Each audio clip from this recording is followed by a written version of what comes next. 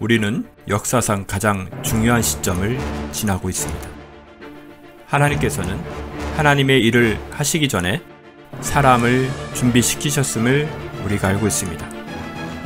하나님 말씀은 마지막 때에 대추수, 대부흥의 때가 있다고 분명히 예언하고 있습니다.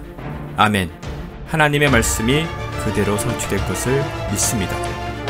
예레미야 눈물은 잠자는 교회와 영혼을 깨우기 위해 노력하고 있습니다. 이 가슴 뛰는 일에 함께 하길 원하시는 분은 카카오 채널로 연락 주시기 바랍니다. 당신은 위대한 하나님의 사람입니다.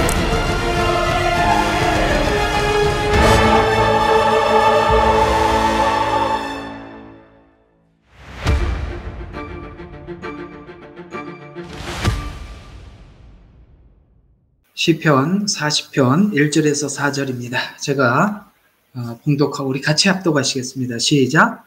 내가 오래 참고 주를 기다렸더니 그가 내게 귀를 기울이사 내 부르짖음에 들으셨도다. 그가 나를 무서운 구덩이와 진흙 수렁에서 끌어내셔서 내 발을 반석 위에 세우시고 내 걸음을 견고히 세우셨도다. 또 내가 내 입에 새 노래를 두셨으니 곧 우리 하나님께 드릴 찬양이라. 많은 사람들이 그것을 보고 두려워하며 주를 의지하리로다. 주를 의지하고 교만한 자를 존경하지 않으며 거짓에 치우치지 아니하는 자는 복이 있도다. 아멘. 참 너무 많은 의미를 여기다 담고 있습니다.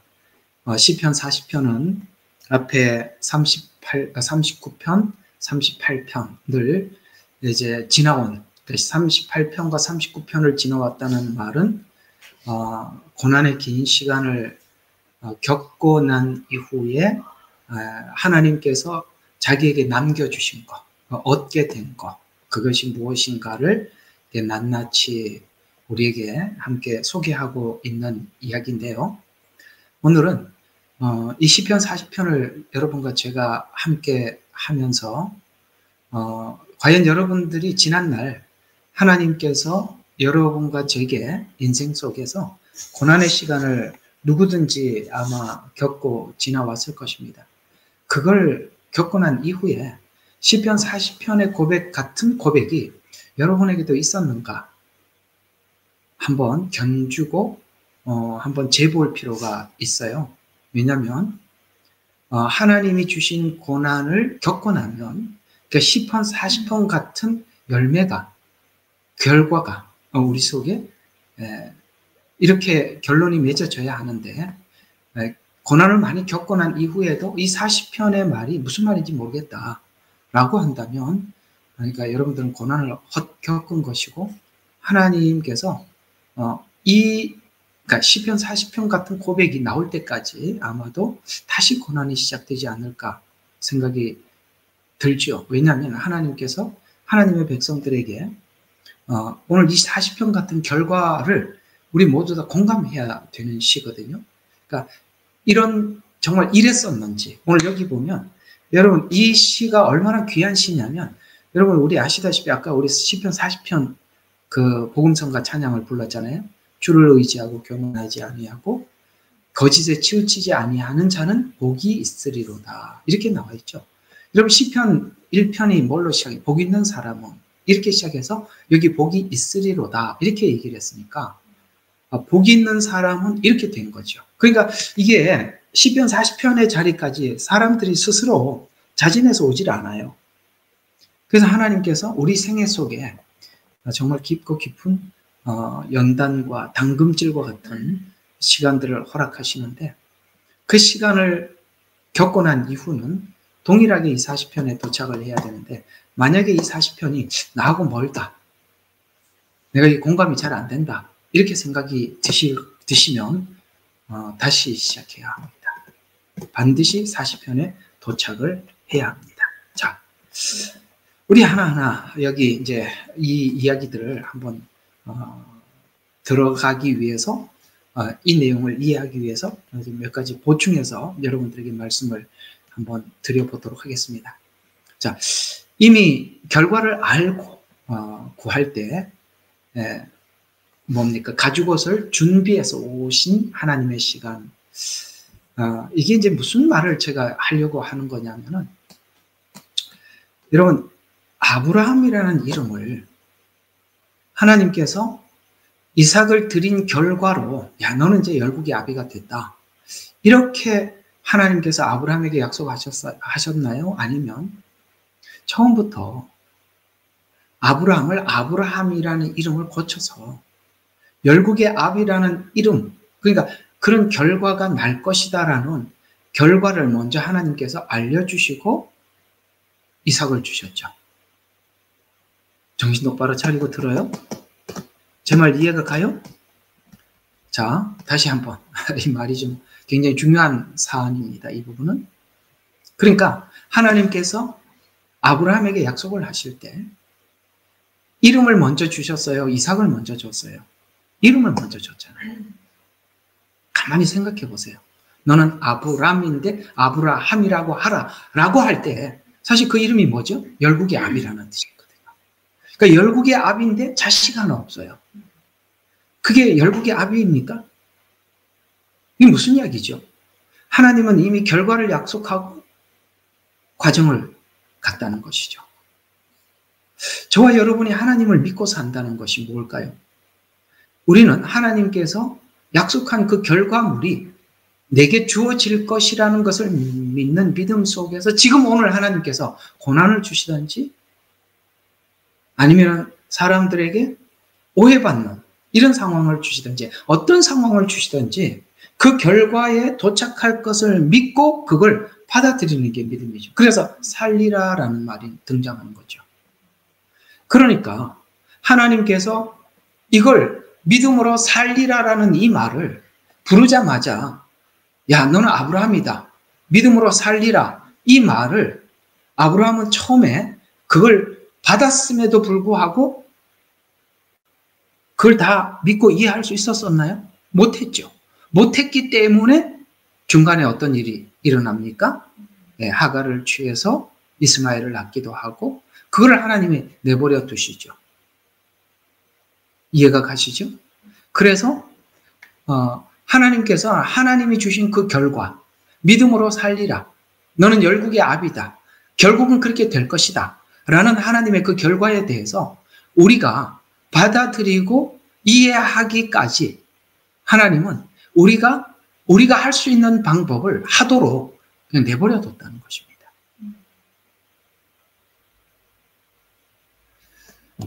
제가 여러분 여기서 좀 강조하고 싶은 것은 그냥 내버려 뒀다니까 지금도 그냥 내버려 두시는 시간인가 보다. 그렇게 편하게 살아도 되는구나. 이런 얘기를 하려고 하는 거 아니라는 거 아시죠?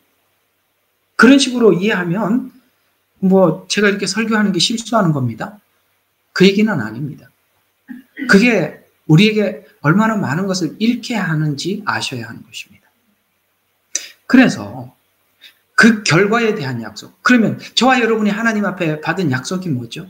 주님이 이 땅에 다시 오실 것이고 또 우리를 아버지께서 예비한 그 나라로 데리고 갈 것이라는 것에 대한 확고한 믿음이 우리 속에 있습니다. 이미 그 결과에 대한 약속은 있죠. 약속은 있는데 그 약속을 믿는 믿음으로 지금 그 날을 그 재림을 지금 우리 마음속에 두고 사느냐라는 문제 앞에서 하나님께서는 우리에게 다시 질문을 하고 있는 것입니다. 네가 그렇게 살고 있느냐? 의인은 믿음으로 말미암아 살리라 라고 했는데 그렇게 살고 있느냐라는 것입니다. 그래서 하나님께서 의인은 믿음으로 살리라라는 이 말이 누구나 처음 예수 믿는 사람들 붙잡아다 놓고 믿음으로 살리라라는 말을 알아듣겠습니까? 아브라함이 못 알아들은 것처럼 우리 모두는 알아듣지 못합니다. 그걸 알아듣게 하기 위해서 하나님은 어떤 우리가 마음껏 갈 수 있는 길을 우리가 그냥 마음대로 가도록 내버려 두십니다. 그리고 그 끝에 가서 잘 들어요. 우리가 갈 수 있는 길을 마음대로 가게 하시다가 끝에 가서는 문을 닫아버리십니다. 이게 닫힌 세계입니다. 오늘은 닫힌 세계와 열린 세계를 공부를 좀 해보겠습니다. 우리 의지대로 가게 두십니다. 그 의지대로 가서 딱 끝에 가보니까 그 내가 의지대로 온 대로 와서 그 다음 문이 열리는가 하고 봤더니 잠겨 있다는 것을 확실하게 배웁니다. 두 번째, 하나님께서 또 다른 방법을 쓰게 할 때 또 내버려 두지요. 우리 둘째 아들이 한 번만 나갔다 온 게 아니라 우리는 사실 서너 번 다녀온 것입니다. 그리고 또 끝에 가봐도 결국 뭡니까? 닫혀 있습니다. 그러면서 우리가 배우는 게 뭘까요? 의인은 믿음으로 사는 거구나. 이걸 배우는 것이죠. 그래서 하나님은 우리가 생각할 때는 이쪽이 열린 세계일 거야 라고 우리 생각대로 가서 닫혀 있는 것을 배우고, 또 우리는 또 다른 수단을 쓰지요. 야곱이 계속 그랬던 것입니다. 그래서 하나님께서 또 닫아버리시죠. 결국은 에서를 피할 수 있으리라고 생각했지만 에서를 결국 만나게 하십니다. 그리고 거기에 에서 앞에 절하게 하고 용서를 구하고 새로운 인생을 살게 합니다. 하나님만 의지하는 인생을 살게 만든 것입니다. 여러분, 지금까지 하나님께서 여러분과 제게 많은 부분에 손을 대시기도 하시고 훈련을 시키시기도 하고 어려운 형편들을, 우리가 그런 과정들을 지나왔을 것입니다. 지금 현재 여러분들이 그 과정들을 쭉 보내고 남은 결과가 뭡니까? 믿음으로 살지 않은 게 모든 것이 다 꽝이더라. 의미가 없더라. 이걸 우리가 배웠죠? 많이 배우신 것입니다. 그거 말로 배울 수 있는 게 아니라 실제 우리가 그렇게 돌아와서 배우는 것입니다. 우리가 다 돌아와서 배우고 난 뒤에 누군가가 돌아가는 모습을 보면 글로 가지 마. 거기 가봐야 문이 닫혀 있어. 라고 말을 하면 사람들이 못 알아듣죠. 답답하죠. 특히 가족이 돌아가는 걸 보면 열받죠. 그래도 할 수 없습니다. 믿음은 개개인입니다. 어쩔 수 없이 돌아갔다 와야 하는 것입니다. 부모들의 신앙이 좋아서 아이들에게 옳은 말을 하고, 얘야 내가 그렇게 살았다가 이렇게 낭패를 봤단다 라는 말을 애들이 잘 못 알아듣습니다. 걔도 그렇게 살아봐야 아는 것입니다. 그래서 그걸 우리가 타인에게 말로 할 수 있는 부분이 아니란 것들을 배우는 것도 하나의 배움이죠. 그래서 나중에 어떤 방법을 선택하느냐, 아이에게 직접 말하지 않고 하나님께 고하기로 결정하는 것입니다. 그래서 우리가 기도의 사람이 되어가는 거예요. 이런 것처럼 오늘 제가 여러분들에게 계속 반복해서 여러분들에게 지적하고 싶은 것은 닫힌 세계를 지나야 열린 세계가 보인다라는 부분입니다. 여러분, 우리 에덴 동산에 있었던 사건을 우리 한번 연상을 해보시죠. 거기 보면 하나님께서 먹지 말라는 선악과를 먹자 그들이 서로가 벌거벗었음을 느끼게 되었습니다. 이 벌거벗었음을 느꼈을 때 이 벌거벗었음을 내가 내 방법으로 한번 가려야 되겠다라는 생각을 하게 됩니다. 아담과 하와는. 그래서 자기들이 할 수 있는 것을 계속 하죠. 그게 뭡니까? 나뭇잎으로 가리는 것입니다. 근데 이 나뭇잎이 습기가 있고 괜찮을 때는 그래도 좀 옷을 입고도 한 며칠 가요. 그렇죠? 근데 문제는 이제 가을이 되었습니다. 그래서 이 창세기에서는 이렇게 말씀하고 있어요. 서늘할 때.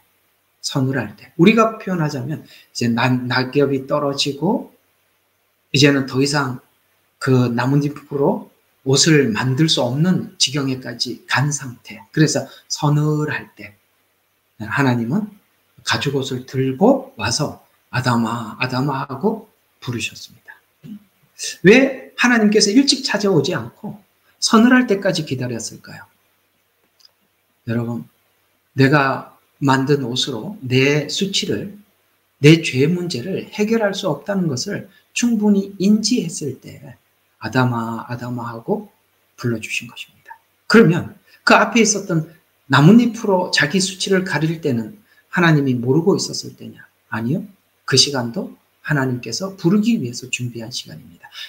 제가 지금 열린 세계와 닫힌 세계를 오늘 주제로 여러분들에게 말씀을 드리고 있는데요. 어때요? 무화과 나무 잎으로 자기 수치를 가릴 때가 언제죠? 그게 다친 세계입니다. 안 된다는 걸 배우는 것이죠. 다친 세계. 그리고 한 가지, 오직 이 가죽옷만 구하도록 다 경험하게 하고 하나님은 그게 필요한 걸, 뭐가 필요한지 너무 잘 아십니까? 준비 이미 해서 가지고 오신 것입니다. 예수님은 우리에게 이렇게 우리에게 구원을 주신 분이십니다. 이것이 단순히 우리의 영혼의 구원 문제에서만 적용되는 것이 아니라 우리 삶의 문제 앞에서도 하나님께서 이런 방식으로 우리를 열어가셔서 그저 강제로 믿음으로 살겠습니다라는 이런 고백이 아니라 믿음이란 인격과 인격의 신뢰잖아요. 맞죠? 믿음이 인격 없는 믿음이란 그거는 가짜죠. 내가 서로가 필요에 의해서 만난 것이지 인격과 인격 안에서 믿음 이 표현을 하지 않으면 또 사랑이 전제되지 않는 믿음은 다 가짜죠. 우리가 부부가 서로를 사랑합니다. 근데 그 사랑 속에는 함께 있는 게 뭐죠? 믿음도 같이 있는 것입니다. 믿음과 사랑은 뗄 수 없는 관계입니다. 그건 인격자적 관계 속에서만 성립할 수 있는 거거든요. 그걸 하나님께서 가르쳐 주시는 것이죠. 그래서 그걸 알게 하기 위해서는 우리 스스로가 내 스스로가 그걸 믿음이라는 것도 사랑이라는 것도 내 스스로 만들 수 없다라는 것을 1차적으로 배우는 시간이 꼭 우리에게 필요한 것입니다. 그래서 서늘할 때 더 이상 나뭇잎을 구할 수도 없었고 자신의 수치를 더 가릴 수 없는 한계에 왔을 때 하나님께서 아담에게 가죽옷을 준비해 주셨다는 거예요. 그래서 우리가 한계를 느낀다는 것이 그렇게 중요한 겁니다. 아직도 내가 기도하면 내가 믿으면 내 믿음대로 하나님이 축복해 주셔. 이렇게 우리가 그 믿음을 오해하고 있다면 여러분들은 아직 그 한계를 넘어선 믿음을 모르는 것입니다.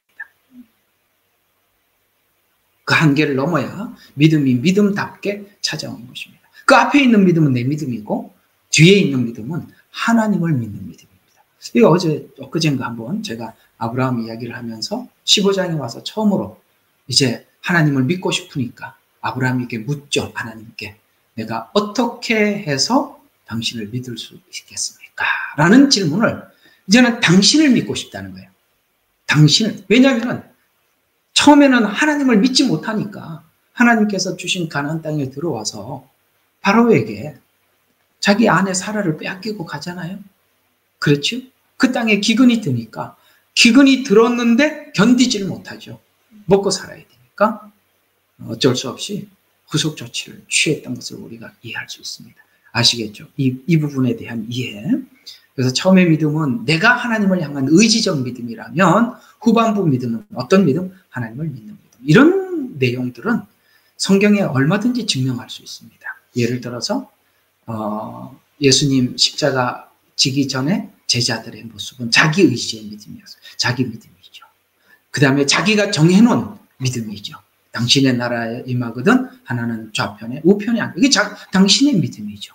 그렇죠. 주님은 그럴 마음이 없죠. 십자가를 지셔야 하기 때문에 그렇습니다. 자기 믿음으로 보니까 예수님을 오해하는 거죠. 그러나 나중에 예수님이 부활하고 난 이후에 사도행전에서 그들이 행했던 믿음은 하나님을 믿는 믿음입니다. 창세기 아브라함 이야기로 한다면 창세기 15장 이전과 이후 이렇게 봐야 하나요? 아니면 22장으로 봐야 되나요? 어쨌든 그건 상상에 맡기도록 하겠습니다. 이 말을 이제 오늘 이 닫힌 세계, 열린 세계 요 부분만 집중해서 여러분들에게 말씀을 드리도록 하겠습니다. 그래서 가죽옷을 입기 전에 나뭇잎으로 자신을 가려봐야 한다는 의미하는 것은 너무나도 많아요. 하나님께서 이런 부분들에 대해서 성경은 참 많이 이야기를 하죠. 예를 들어서 율법이 그렇습니다. 율법은 뭐죠? 내가 의롭게 되기 위해서는 내가 의롭게 될 근거를 네가 가져가라. 이게 율법이에요. 맞죠? 짤막하지만 이제 이해할 수 있죠? 율법은 조건적입니다. 네가 의롭게 되기 위해서는 네가 의로울 수 있는 조건을 네가 가져라. 이게 율법입니다. 지켜라. 그러면 내가 의롭게 해주겠다. 조건적이죠. 그런데 그게 율법으로 갔더니 그 문이 열려 있었어요? 닫혀 있었어요? 닫혀 있었죠. 근데 잠깐만요. 이게 그 공유가 안 됐죠. 뭔가가 이상하네. 화면 보면. 됐나요? 이제 보이세요? 이게 내가 뭔가가 나인테 이렇게 됐나? 지금 됐어요. 화면 공유. 지금 됐습니까? 오케이. 네. 감사합니다. 됐군요. 아까는 안 됐었죠. 하여튼 뭐가 좀 이상했습니다. 네. 고맙습니다. 자, 율법이라는 의미가 그렇죠. 그러니까 율법이라는 것을, 그러니까 법을 지켜서 하나님하고 이렇게 돼보자라고 하나님께서 마치 무화과 나무 잎으로 자기를 가리듯이 구약에서 먼저 은혜를 주기 전에 율법을 줘서 지켜라. 그러면 내가 지키는 자 의롭게 해주겠다라고 했습니다. 그러나 구약에서는 사실 이스라엘 백성들에게 요구했던 것은 항복이었죠. 아닙니다. 제가 지킬 수 없습니다. 이렇게 하라고 했는데 사람들은 착각했죠. 나는 지켜서 의롭습니다. 그래서 예수님을 배척했던 것입니다. 고난이라는 것도 같은 의미를 가지고 있습니다. 스스로 우리는 자책하는 것으로 우리의 것을 가릴 수 없어요. 제가 이 자책이라는 것이 성경은 회개라는 말로 좀 바꿔서 말을 하는데 자책은 필요합니다. 그러나 이 자책으로 여러분 스스로를 내가 자책하고 회개했다라는 것으로 구렁이 담 넘어가듯이 슬쩍 넘어가지 말라. 이런 얘기 꼭 해드리고 싶어요. 아시겠습니까? 예. 회개했다. 그러므로 끝났다. 아니요. 하나님께서 체질이 될 때까지 훈련하십니다. 말로 몇 마디 하나님 저 회개합니다. 그렇게 회개가 끝난 것 같죠? 아닙니다. 하나님이 그렇게 우리 겉만 때만 벗기는 분이 아니라 속을 치료하시는 분이라는 걸 아셔야죠. 회개는 목욕탕에 가서 깨끗하면 속병까지 다 치료된 건 아니잖아요? 예, 그렇습니다.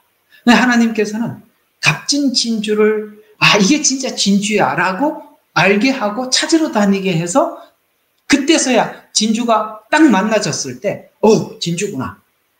아시겠습니까? 돼지 같은 자에게 진주를 갖다 줄 수는 없죠. 진주를 먼저 찾아다니게 하는 것, 닫힌 세계, 진주를 만난 것, 열린 세계. 이 두 가지 오늘 계속 제가 이렇게 교차하면서 말씀을 드리는데 잘 알아들으셔야 돼요. 닫힌 세계. 여러분들 이 닫힌 세계 속에 많이 절망하실 것입니다. 근데 그게 필요하다는 이야기를 하는 겁니다. 보화의 가치를 알고 보화를 발견하게 하시는 거. 여러분 애들한테 이거 금이다 그러면 금이 무슨 역할을 하는지 모르는 애들한테 이 금이라고 한들 무슨 소용이 있겠어요? 그렇죠? 그런 것처럼 하나님께서는 이제 욥이 사실은 앞쪽에 있던, 그러니까 욥기 앞쪽에 있었던 욥은 그가 닫힌 세계 속에서 하나님을 경외했던 것이고 쭉 고난이라는 한 과정을 쭉 지나가서 끝에 가서는 하나님이 열어놓은 세계로 들어가는 것입니다. 이 닫힌 세계와 열린 세계를 욥기 전반부와 후반부를 비교를 해보면 완전히 다르죠. 욥기 전반부가 사실은 뭡니까? 자기 의를 자기 스스로 지키기 위한, 이해가 가시죠? 자기 의로움을 자기가 지키게 하기 위해서 어디까지 손을 댑니까? 그 의를 혹시라도 하는. 여러분 우리가 이건 진짜 죄니까 회개해야지 라는 것까지는 사람들이 하더라도 욥은 참 의롭죠. 혹시라도까지 하나님 앞에 염려했던 것입니다. 그런데 그걸로 다 할 수 없다는 것이죠. 그건 아직 깊은 신앙 고백까지는 간 것이 아닙니다.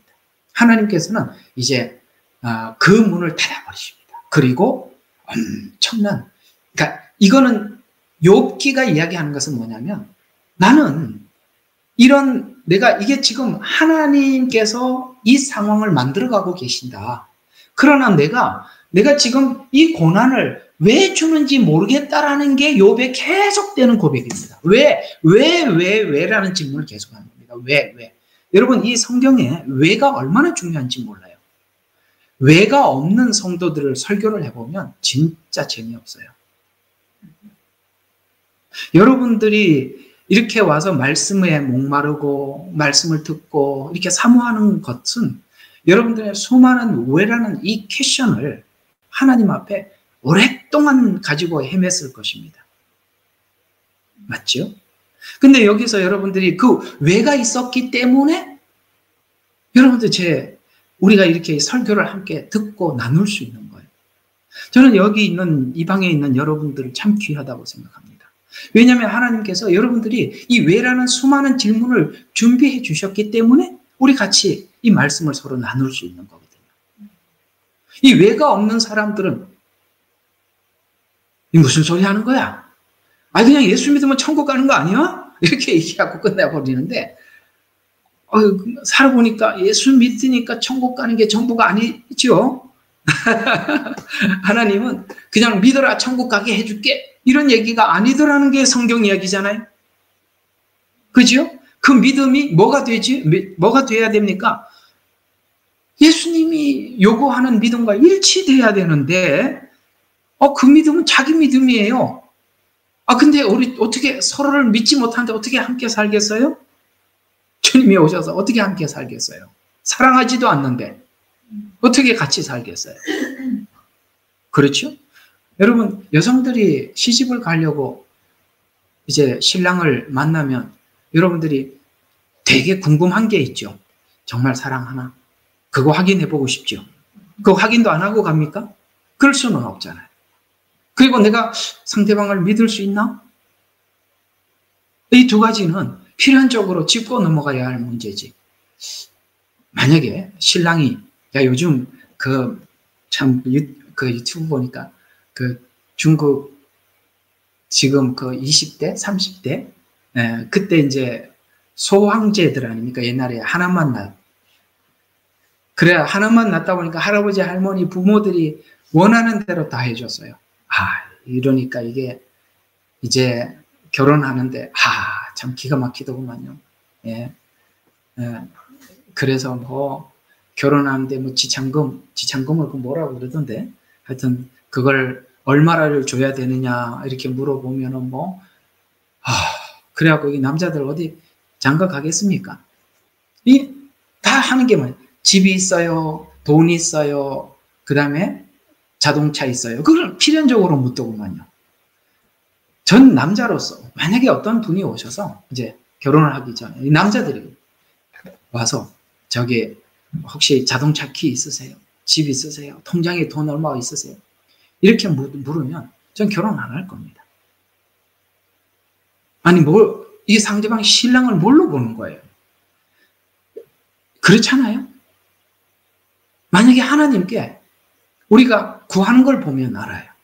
하나님, 이거 주세요, 저거 주세요가 오늘 아까 말한 것처럼 그 중국에 있는 사람이 자동차 있습니까? 그 다음에 돈이 얼마 있습니까? 집 있습니까?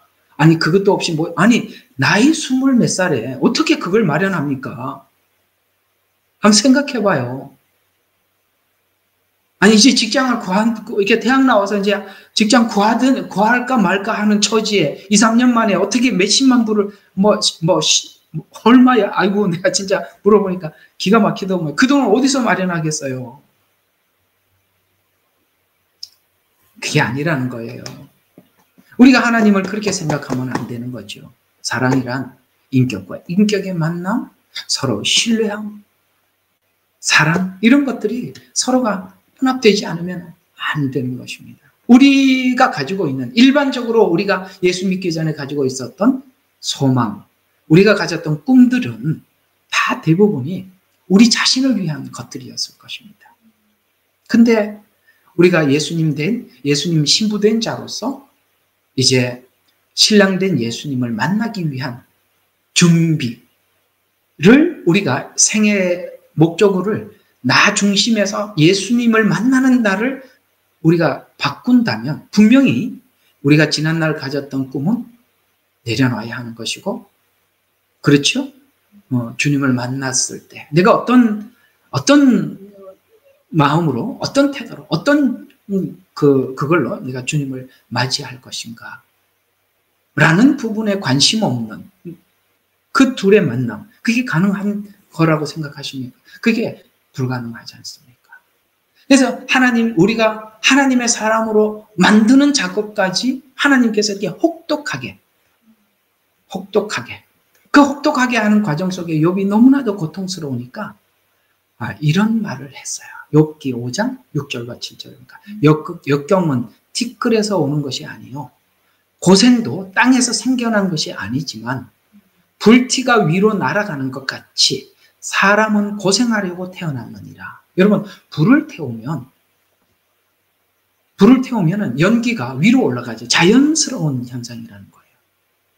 그러니까 우리 인생이 고난이라는 것이 뭐 특별하게 내가 실수해서 오는 게 아니라, 이 고난이 우리 인생 속에 너무나도 물을 넣듯이 불을 짚으면 하늘로 그 불이 위로 올라가지 땅으로 내려오는 불이 어디 있어요. 그러니까 불티가 위로 날아가는 것과 같이 사람은 고생하려고 태어났다. 고난을 위해서 났다. 이렇게 이야기를 합니다. 왜 하나님은 우리 인생 속에 고난을 필연적인 것으로 끼워 넣었을까요? 끼워 넣냐.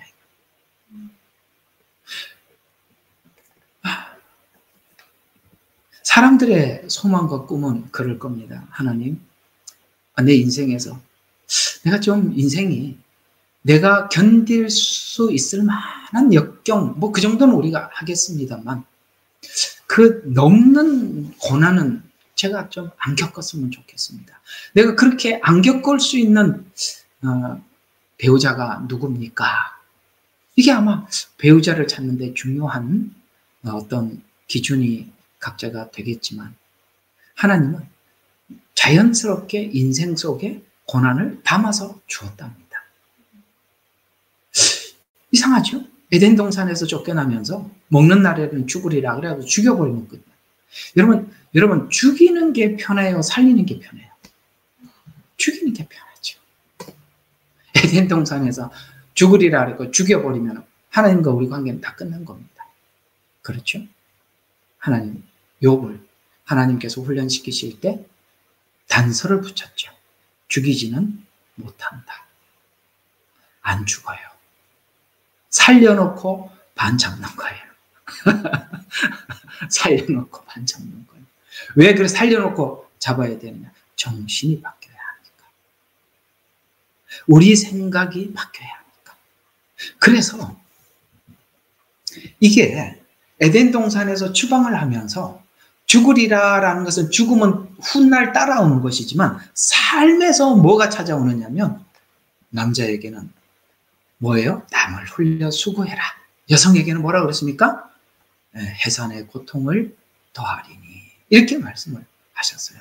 이거는 출산 정도가 아니라 대체적으로 아이를 낳으면 이 여성들은 속박해버립니다. 예를 들어서 이혼을 하더라도 여성들은 그 아이 때문에 생애가 묶여버리죠.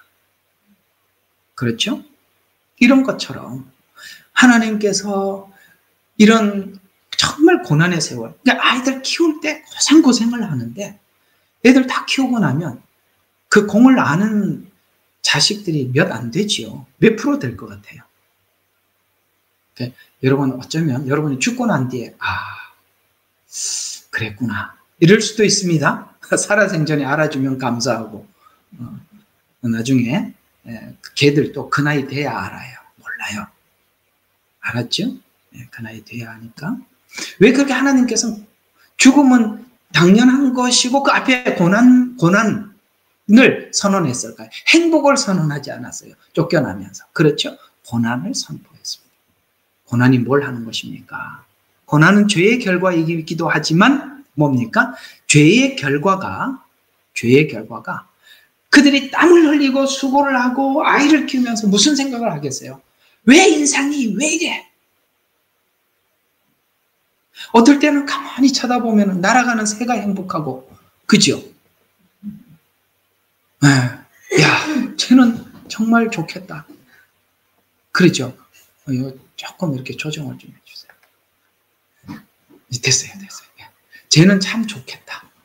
야, 생각 없이 살아서 얼마나 좋으냐.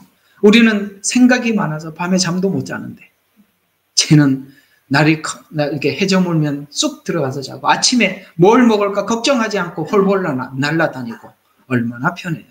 그렇죠?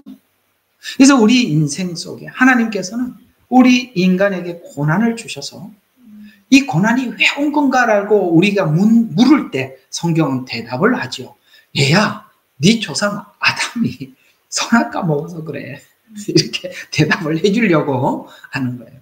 그래서 이 죄의 짐이 너무나도 고통스러워요. 하나님 어찌하면 좋겠습니까? 라고 물을 때 하나님은 그래, 그 죄 문제 때문에 내가 너희들의 죄 문제를 이렇게 다 해결했단다 라고 예수님을 자랑하려고 뭘 했어요? 고난을 우리 인생 속에 담아서 주시더라. 그래서 고난을 받으면서 왜 이렇게 고난을 받아야 되는가? 죄 때문이구나.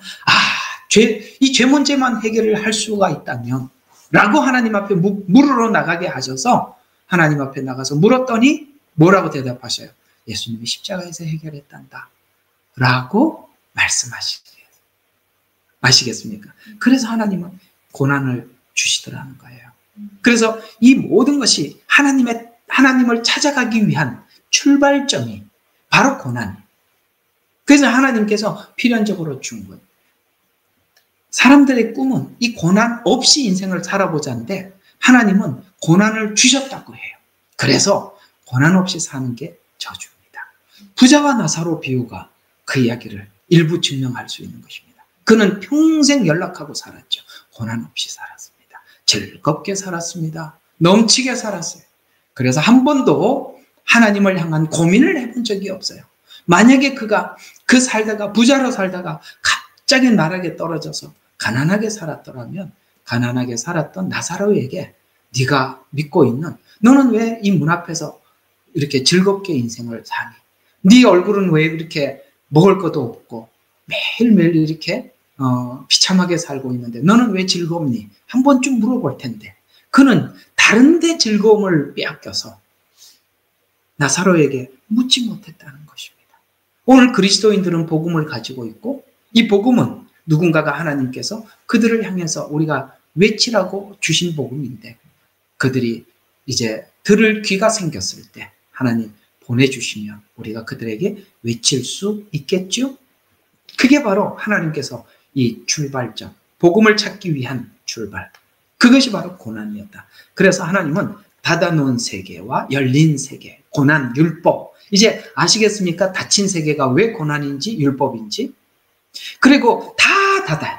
가보면 닫혀있고 가보면 닫혀있고 성공을 위해서 달려가더라도 성공을 하고 난 뒤에 허무하다. 여러분 지금 전도서가 그걸 얘기합니다. 지혜를 가지고 최상의 지혜를 가지고 있었지만 가보니까 허무하더라. 머리만 복잡하더라. 단순하게 사는 사람이 편하더라. 여러분 단순하게 사는 사람은 얼마나 편해요? 복잡한 사람은 밤에 잠도 못 자요. 그죠? 생각이 많아. 잠을 자려고 그러면 그때부터 생각이 밀려오는데 어떻게 잠을 자냐고. 그렇죠? 그리고 많이 가져보니까 아이고 관리하는 게 너무 힘들어요. 야 가져도 헛되고 지식도 헛되고 다 헛되더라. 이런 걸 배우더라는 거예요. 그래서 사람들이 원하는 것을 솔로몬에게 다 줘봤어요. 그러니까 솔로몬이 그중에 이건 좀 낫더라. 이런 말을 우리가 좀 기대했는데 그런 말은 없고 그죠? 야 해보니까 다 꽝이야. 뭐 이렇게 얘기해버리니까 야 솔로몬이 그렇게 얘기하니까 야 우리도 해볼까? 이런 마음이 싹 사라져버렸어요. 그죠? 솔로몬이 그렇게 얘기를 하는데 야 그중에 그래도 지혜가 낫더라. 이러면 좀 배워보자. 이렇게 갔을 텐데 그래도 돈이 좀 낫더라. 야 그중에 쾌락이 최고야. 뭐 하나라도 얘기를 그중 요게 좀 낫더라. 이렇게 하면 똑같이 5번이나 헛되고 이러니까 야 우리가 골라 잡을 것 다 헛되더라고 얘기해보니까 다쳐버렸어요. 이게 닫힌 세계라 이 말이에요. 닫힌 세계 엄청 이야기하는 겁니다. 그래서 하나님 다 닫아놓고 문 하나만 열어놨어요. 복음. 이게 뭐냐? 자, 바로 로마서 11장입니다. 와, 이게 오늘 서론이 너무 길죠? 자, 로마서 11장. 이제 이 얘기를 다 듣고 난 뒤에 이 말이 얼마나 큰 이야기인지 우리 이제 귀에 들어올 수 있어요. 11장. 29절부터 32절. 와, 이게 엄청 위대한 선언이라는 것을 우리가 함께 듣고 놀라게 됩니다. 29절. 이는 하나님의 은사와 부르시면 후회한. 이게 무슨 말이냐면 이 은사는 고린도전서 12장에서 말하는 은사 그게 아니라 하나님의 하나님께서 계획하신 일방적인 선택. 유대인을 먼저 선택하고 그들이 거부하고 다시 이방인들이 자비를 선택하고 또 자비를 선택했던 이방인들이 다시 요 방식, 요걸 은혜라고 표현한 거예요. 아시겠어요? 은사라고 표현한 거예요. 잘 알아도 이게 은사가 고린도전서에 있는 요 은사로 딱 가버리면 이야기가 딱 더 이상 안 풀리는 거예요. 아시겠어요? 하나님께서 이렇게 계획한 거, 요 방식으로 계획한 거. 그러니까 하나님의 은사와 부르시면 후회함이 없으리로다. 너희가 지나간 때, 여기서 말하는 너희는 로마서니까 로마 교인들이죠.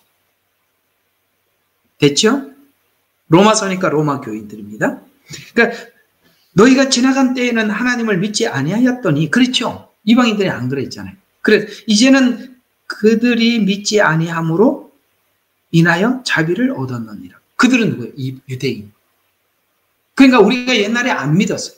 근데 유대인이 거부를 해서 우리가 하나님의 자비의 문으로 들어가게 됐어요. 아까 다 닫아버렸는데 하나님의 한 문만 열어놨다 그랬어요. 그게 자비의 문이에요. 은혜의 문이라 이 말이에요. 그러니까 우리가 그걸로 쑥 들어갔어요. 그래서 이와 같이 이제 이들이 믿지 아니한 것은 너희의 자비를 통해서, 그러니까 우리는 자비로 구원을 받아서 그 문으로 들어갔다 이 말이에요. 그런데 지금 유대인들은 이 자비의 문이 닫혀 있다 이 말이에요.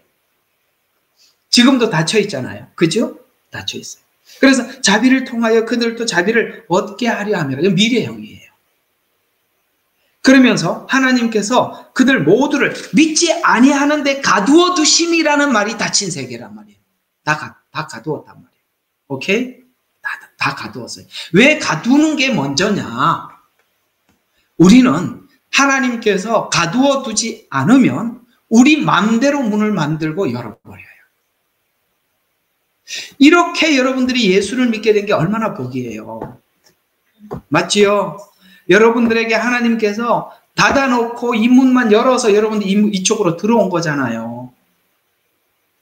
얼마나 감사한 일이에요. 이게 얼마나 놀랄 일이냐 이 말이에요. 하나님께서 미리 이걸 닫아놓고 나중에 열어주지 않았더라면 내가 문을 열어놓고 주님 제가 다 했습니다 라고 안심하고 구원에 대해서 안심하고 있었을 텐데 하나님께서 내 의지로 갔던 문들을 다 닫아서 아니구나를 확인했단 말이에요. 무화과 나뭇잎으로 수치를 가리고 하다 이제는 다른 방법이 없어요. 가을이 됐단 말이에요.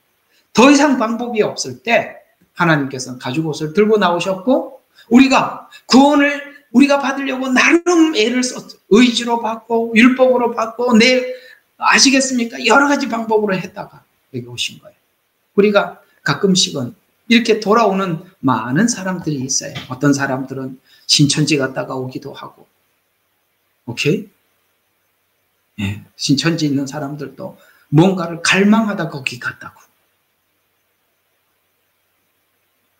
우리가 넓게 볼 필요가 있어요. 우리는 너무나도 단답형인 답만 가지고 있어요. 절로 가면 이단이고 이쪽은 진짜고. 근데 하나님을 진심으로 사랑하고 그분을 진심으로 찾는 그 속은 우리가 발견할 수 없는 거예요. 저는 마지막 때 하나님께서 그렇게 하나님 앞에 구원을 애타게 구하는 그들을 건져내리라고 믿습니다. 우리 마음대로 설정을 하지 말라 이 말이에요. 그렇게 누가 대체신학을 설명을 하시다가 참 그 훌륭한 목사님, 원로 목사님이신데 설명을 하시다가 이런 이야기를 합니다. 대체신학을 쭉 설명을 하다 하나님께서 유대인들이 예수님을 십자가에 못 박았기 때문에 하나님께서 이스라엘을 버렸다고요? 라고 하면서 그 다음 이야기가 기가 막혀요. 그렇다면 교회는 벌써 버림받았습니다. 한번 생각해봐요. 유대인 욕할 게 있어요? 교회는 어떤데요? 우리 교회는 유대인보다 낫나요? 여러분 있잖아요. 얘기 안 하겠습니다. 자, 그래서 계속 한번 가두어 두시면, 자, 모든 사람에게 자비를 여기서 이제 모든 하니까 유대인, 이방인이죠. 그러니까 지금 이방인들도 들어가서 이 문 저 문 열어 열심히 뛰어가면 닫혀있고 저쪽으로 가면 닫혀있고, 맞지요? 그래서 하나님께서 닫혔구나, 다음번에 이 방법 쓰지 말아야지 하다 보니까 나중에 하나님께 구하다 보니까 예수님이라는 문 하나가 열려 있어요. 그쪽으로 우리가 쑥 나갔어요. 유대인들도 지금 율법을 열심히 지키고 있어요. 그렇죠? 네, 그렇게 하고 있습니다. 그러나 나중에 하나님께서 그 한계에 다다르게 만들 것이고, 결국 예수님이라는 이 자비의 문을 발견하게 될 것이고, 그 문을 지나갈 것입니다.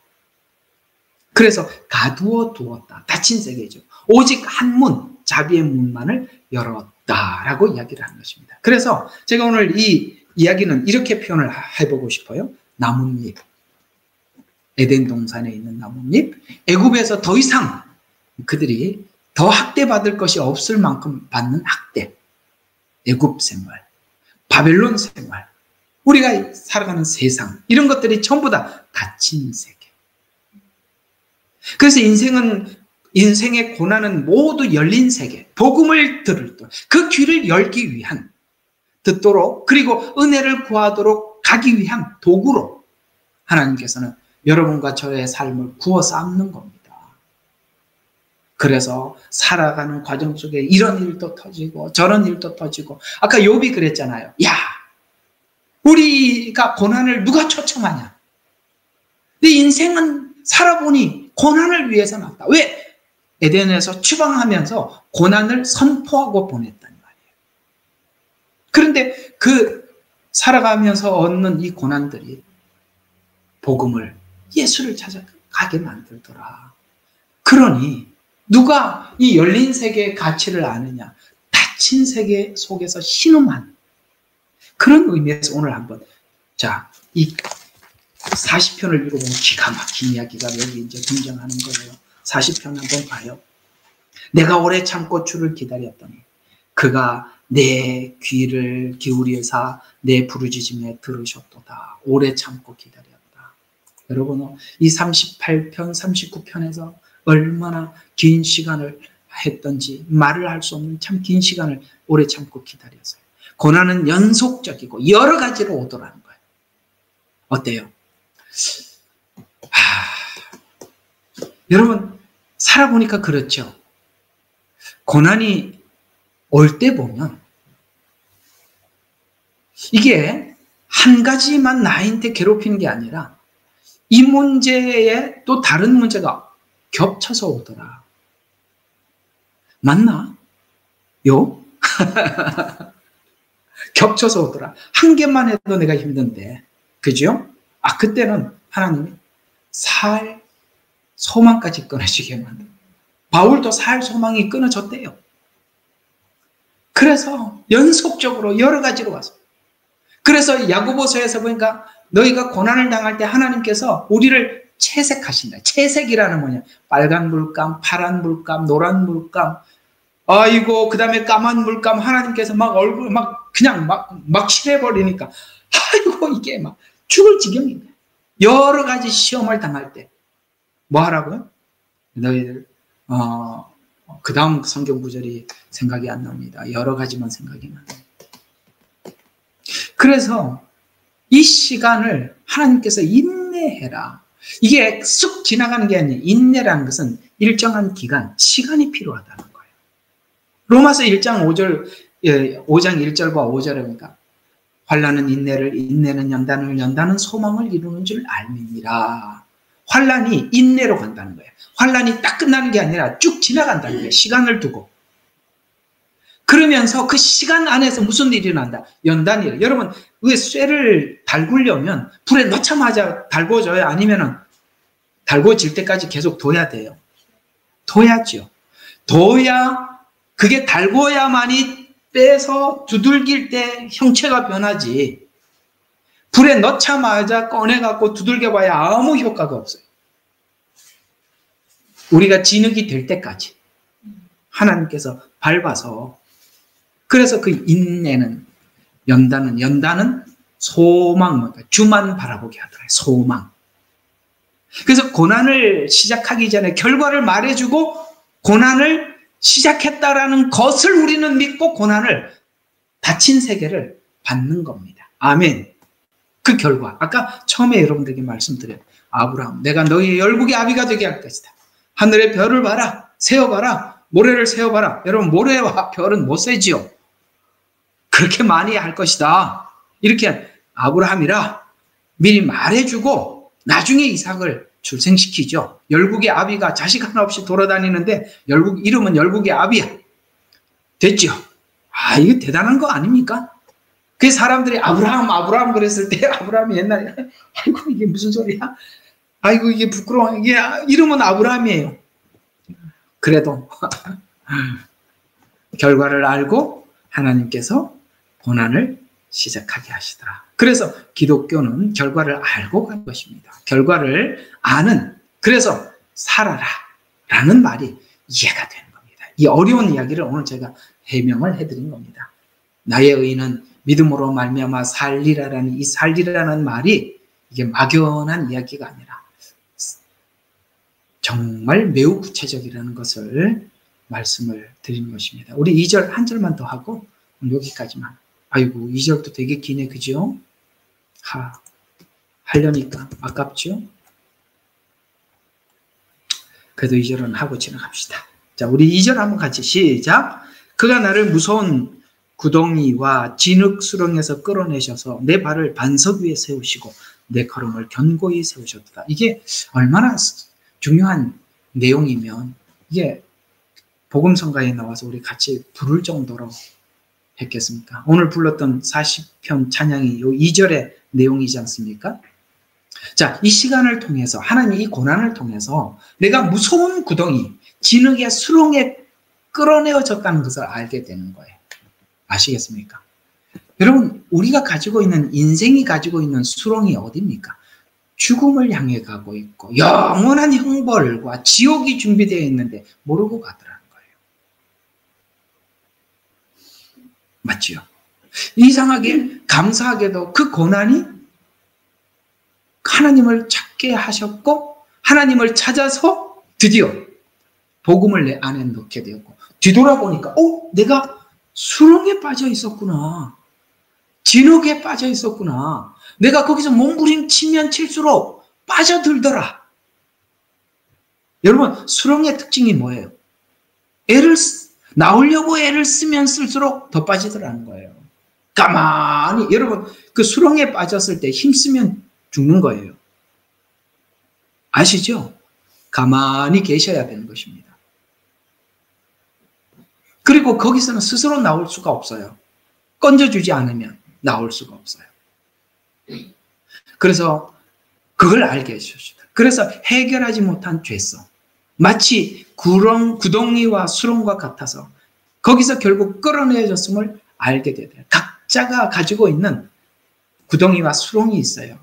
자기 약점이 자기를 스스로 꺼내주지 못합니다. 그렇죠? 상대에 대한 반격을 계속 하기 시작하면 자기 약점을 우리가 보지 못해요. 그래서 우리가 그 수렁에 빠졌을 때 했던 특징들이 뭐냐면 반격을 하는 거예요. 너 그거 문제 있어. 그거 좀 고쳐.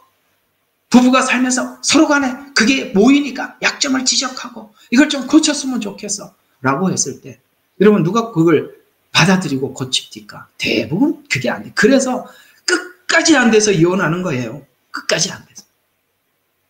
여러분 근데 한번 생각해 봐요.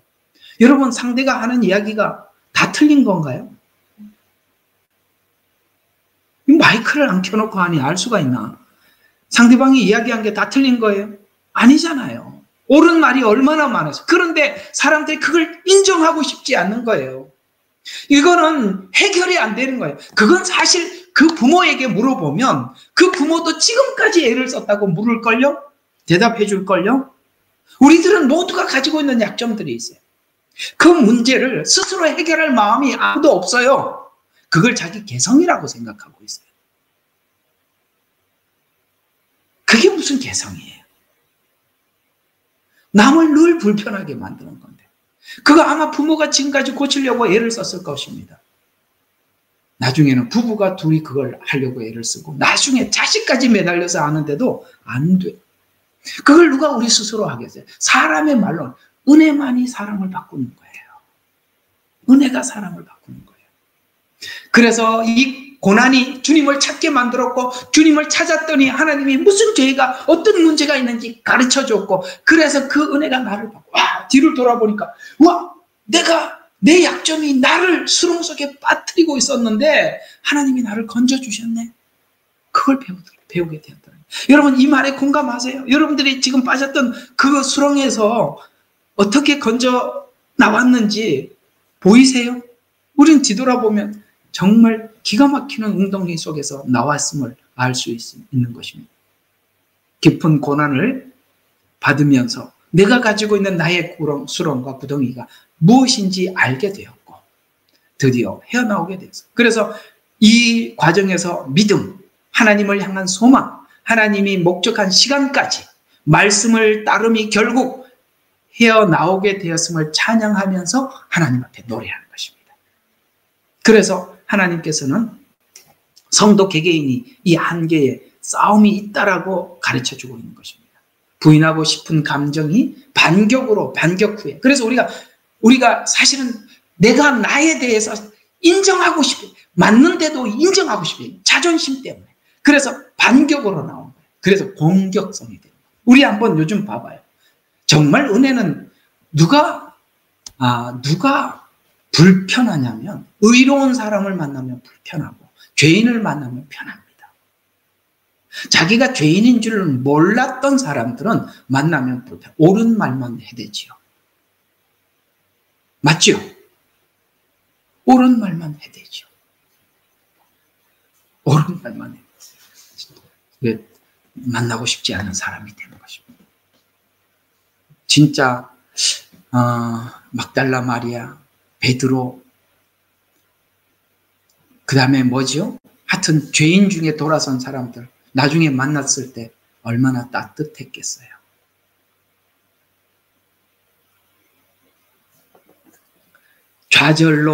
좌절에서 방황으로, 그래 처음에는 반격하면서 자기가 절망하고 좌절하죠. 좌절하고 그 다음에 어디로 갑니까? 방황하고. 그 방황을 하면서 그리스도를 찾아가는 이런 과정들이 오늘 욥기 속에 고스란히 담아서 얘야, 이 시간이 네가 버려진 시간이 아니라 네가 네 스스로를 지금 바꾸고 개조하고 새롭게 되는 시간 속에 네가 그렇게 내뱉고 그토록 고통을 네가 입으로 내뱉었던 시간이었단다.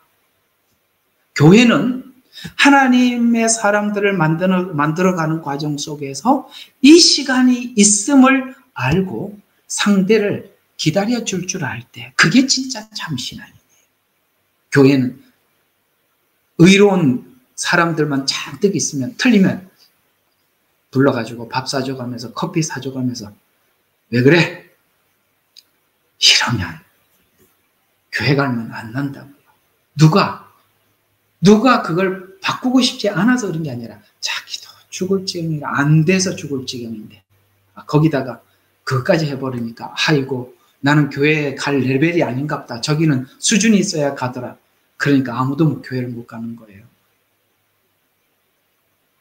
다 고장난 차들이 와서 수리하는 곳입니다.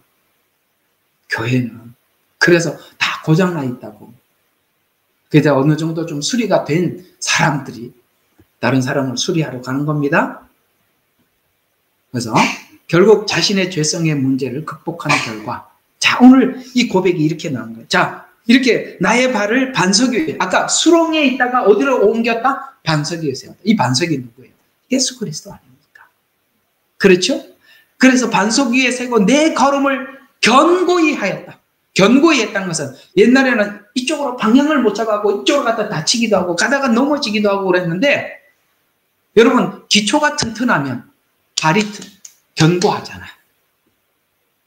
그렇잖아요. 땅이 안 좋은데 발이 어떻게 견고하겠어요? 진흙탕에서 아무리 좋은 신발을 신어봐야 빠지기밖에 더 하겠어요. 뭐가 중요하다는 걸 배운 거예요. 반석. 그 땅이 반석이냐 진흙탕이냐 이게 너무 중요하더라. 누구 위에 어디다가 집을 짓느냐 이게 중요하더라. 그래서 발이 구덩이나 수렁에 빠져 있는 상태에서 어떤 시도도 할 수 없었지만 이제는 반석 위에 세워져서 우리는 그리스도 예수 안에는 정죄함이 없나니 하나님께서 우리에게 뭔가를 지적해도 그건 정죄가 아니라 새롭게 하기 위한 하나님의 지적이다. 결과를 알고 가는 담대함. 오케이? 그래서 우리는 무서울 게 없는 거예요. 하나님 앞에 버림받느냐 버림 안 받느냐 문제가 아니라 하나님께서는 우리를 만들기 위해서 욥과 같은 과정 속 만약에 우리가 율법적 관점에서 봤을 때 욥은 이게 인간이야? 중간에 바로 탈락시켜야 돼. 그죠? 맞잖아요. 중간에 얼마나 하나님 앞에 불평하고 아이고 참 여기까지는 우리가 하나님 앞에 이런 말까지 했나 싶을 정도로 온갖 소리를 다 질러대 율법적으로 보면은 욥은 아니죠. 근데 하나님은 욥이 그걸 지나갈 줄 안 것이지요. 저는 요즘 이 시편 끝나면 욥기를 한 번 더 해드릴까? 이런 생각이 듭니다. 너무 귀한 이야기들이 많아요. 자, 이제는 결론을 맺어보겠습니다. 여러분, 더 나갈 수 있겠습니까? 믿음으로 살 수 있겠습니까? 하나님이 문을 닫아놔도 아멘하고 아이고야 다른 데 찾아보자 예수님을 찾아보자 하고 되돌아설 수 있지요? 네, 하나님 오늘 그걸 우리에게 말하고 싶은 겁니다. 얘야 너는 이쪽 문을 활짝 열어놓고 야 네 마음껏 한번 이쪽도 가서 문 밀어봐. 거기 벽이라는 걸 확인하고 와. 저기도 벽이야. 여기만 문 열렸다니까 처음부터 아이고 믿음으로 사는 거 말고 아니요 이 방법 생각을 해보니까 하나님 이렇게 해야 되는 게 만든 거잖아요. 어떻게 그게 믿음으로만 되겠습니까? 제가 한번 해볼게요. 딱 가보니까 문이 잠겨 있다는 걸 하나님이 딱 보여주시는 거죠. 닫힌 세계, 열린 세계. 그래서 닫힌 세계는 열린 세계를 확인하게 하기 위한 하나님의 방식이다라는 것까지 여러분에게 은혜가 되시기를 바랍니다.